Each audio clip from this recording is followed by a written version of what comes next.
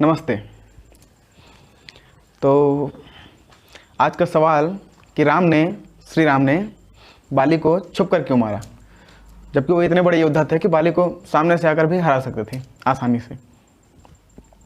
तो सबसे पहले तो एक तरफ लक्ष्मण, जिन्होंने भैया श्री राम ये भाभी की रक्षा के लिए 14 साल का वनवास स्वीकार कर लिया, है ना, उनका समर्पण। और एक तरफ बाली, जिसने भाई को राज्य से बाहर निकाल दिया, पत्नी का हरण कर लिया।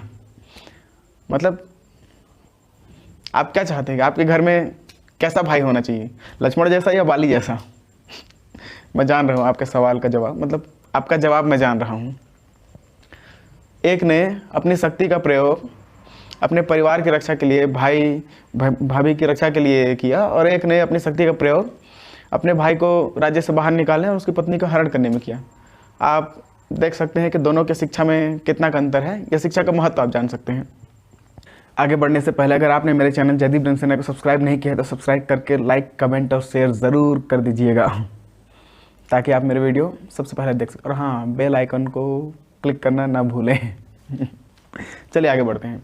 तो मैं ये बोल रहा था कि शिक्षा हमें सही दिशा देती है, क्योंकि श्री राम और लक्ष्मण ने उचित तरीके से, विधिवत तरीके से एक उचित शिक्षक से शिक्षा ली थी, इसलिए उनको पता था कि क्या सही है क्या गलत है, मतलब अपनी शक्तियों का प्रयोग कहाँ पे करना है, कहाँ नहीं करना है, कैसे तरीके से करना है, किसके लिए करना है, सब चीज़ें उनको पता थी, है ना, सही गलत का उनको ज्ञान था।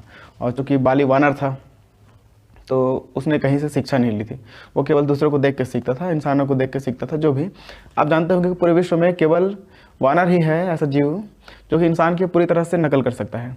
मतलब अगर वो चाहे तो जो काम आप कर सकते हैं वो काम वो भी कर सकता है ना। इस बात से तो आप लोग एग्री ही होंगे मेरे हिसाब से। और सही है कि गलत ये मैं नहीं जानता, लेकिन कहा जाता है कि जो भी बाली के सामने आता था उसकी आधी शक्ति बाली में आ जाती थी। मतलब ऐसा मैंने ये तो नहीं सुना कि बाली को ऐसा कहीं से वरदान प्राप्त हुआ है, और चूँकि मैं चमत्कार पे ज़्यादा भरोसा भी नहीं करता, इसलिए इस बारे में बात करेंगे कि एक तो वो वानर था, है ना, और वानर जो है बहुत जल्दी नकल करते हैं। तो हो सकता है कि मैं अपना ओपिनियन दे रहा हूँ, मेरा ओपिनियन है, हो सकता है आप सब सहमत ना हो, कृपया अपने विचार कमेंट बॉक्स में बताएं। तो हो सकता है कि जो भी उसके सामने आता हो बाली के, वो उसको देख के इतनी जल्दी सीखता हो, मतलब खुद की स्किल्स को इतनी जल्दी डेवलप कर लेता हो, इतनी जल्दी सीख लेता हो कि सामने वाला बोलता होगा कि उसने मेरी आधी शक्ति ले ली। मतलब कि किसी ने सीखने में 5 वर्ष लगाए, वो बाली से युद्ध करने आया, अब बाली उसे देखकर उसके तरीके सीख गया और उससे युद्ध करने लगा। सामने वाला भी यकीन ही नहीं होता होगा, क्या पता बोलता होगा कि मेरी आधी शक्ति उसके अंदर चली गई। अभी आपने मार्वल का वो मूवी देखा है ना, ब्लैक विडो, उसमें एक रोबोट आता है, जो ब्लैक विडो को लड़ते हुए देख के उसके तरीके से लड़ना सीख जाता है और उससे कंपटीशन करते हैं, उसको हराने में भी मतलब सक्षम हो जाता है। तो ये मैं समझाने के लिए बोल रहा हूँ। एक तो बाली ताकतवर था, बहुत ताकतवर था, तभी तो कहा जाता है कि उसने रावण को अपनी भुजा में दबा लिया था। तो एक तो इतना ताकतवर, ऊपर से इतनी जल्दी सीखने की स्किल्स, है ना, खुद की स्किल्स को इतनी जल्दी डेवलप कर लेना, मतलब खतरनाक कॉम्बिनेशन। और श्री राम की खासियत क्या थी? श्री राम की खासियत उनकी शक्तियाँ, उनकी आदतें, उनका व्यवहार, उनके विचार, मतलब जो भी था ना, मन से शक्तिशाली थे कहा जाए तो। मतलब दृढ़ इच्छा शक्ति, दृढ़ संकल्प, उन्होंने सोच लिया कि लंका तक पहुंचना है, चाहे कि पत्थर समुद्र में डाल के क्यों ना पुल बनाना पड़े, चलेंगे। तो ये उनका पावर था, ये उनकी शक्तियाँ थी।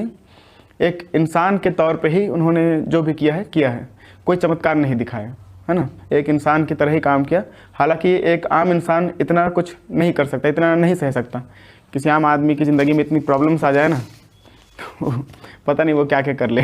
आपने कहीं नहीं सुना होगा कि श्री राम ने कहीं भुजा बल का प्रयोग किया हो, है ना, अपनी ताकत का प्रयोग किया हो। वो हमेशा विवेक से, बुद्धि से काम लेते हैं, चाहे कितने भी विपरीत परिस्थिति क्यों ना हो, हमेशा शांत मन से निर्णय लेना उनकी खासियत थी। अब श्री राम की ये सारी शक्तियाँ थी, बाली को केवल शक्तियाँ समझ में आती थी, उनका सही दिशा में प्रयोग नहीं। उचित शिक्षा में अंतर है दोनों का, तो ये सब चीज़ मैं पहले बता चुका हूँ।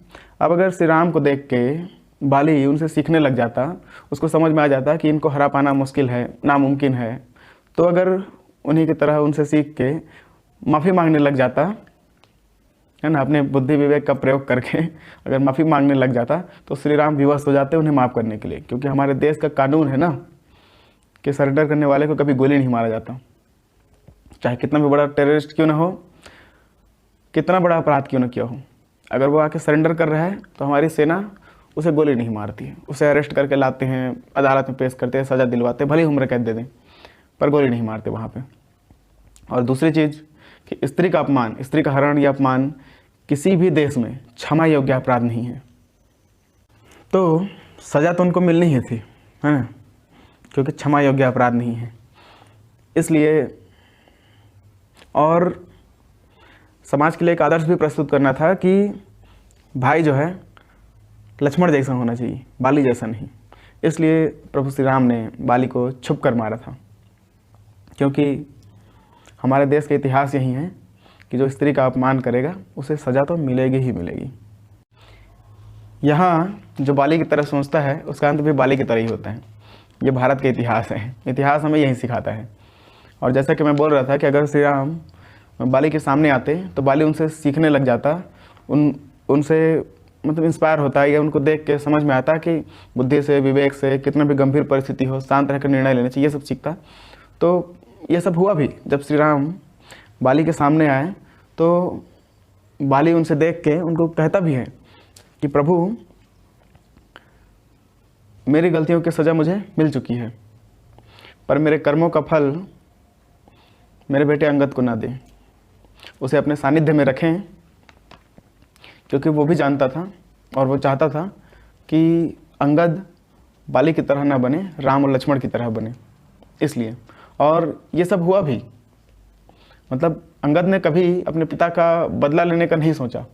ये राम का अपनापन था कि गलती जिसकी सज़ा भी केवल उसी को। और राम ने अंगद को हमेशा भाई की तरह माना और अंगद ने भी श्री राम को हमेशा भाई की तरह ही माना। इसलिए मैं कहता हूँ कि हमारी जो सोच है वही हमारी ज़िंदगी की दिशा तय करती है। बाली की सोच किस दिशा में उसको लेके चली गई, लक्ष्मण जी की सोच उनको किस दिशा में लेके गई, दोनों में अंतर देखिए। और अगर आपको मेरा चैनल या मेरी सोच पसंद आ रही है तो मेरे चैनल जयदीप रेणसेना को सब्सक्राइब करके लाइक, कमेंट और शेयर ज़रूर कर दीजिएगा। तभी तो इतिहास से जुड़े, अपने धर्मों से जुड़े हुए या किसी भी धर्म से जुड़े हुए किसी किस्से या घटनाओं को विस्तृत तरीके से इस तरह से आपके सामने लाने की कोशिश करते रहूँगा। जय हिंद, जय भारत, जय श्री राम।